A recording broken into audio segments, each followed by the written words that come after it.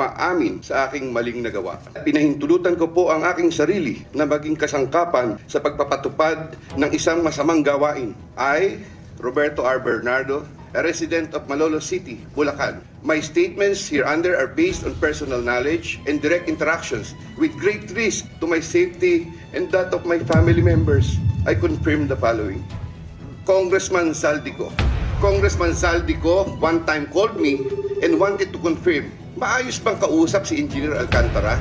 Engineer Alcantara then told me that Kong Saldico was asking for a 25% commission, 2% was to be shared equally between Engineer Alcantara and myself. He made deliveries of cash to Congressman Saldico in compliance with his commitment, Senator Chis Escudero.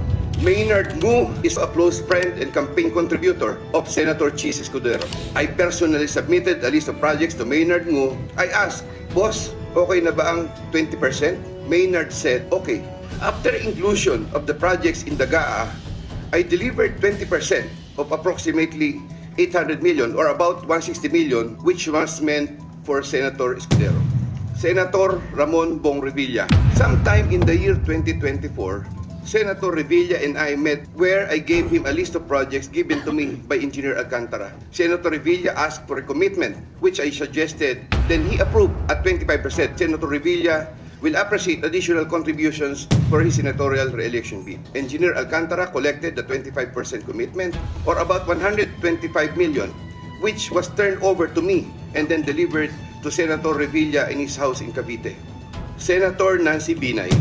Sometime in the year 2024, Carlin Villa, a staff of trusted confidant of Senator Binay, called me and asked for a commitment which was set at 15% of the total amount of the projects. Engineer Alcantara collected 15% commitment, or about 37 million, which was turned over to me and which I then delivered to Senator Binay at a house in Quezon City.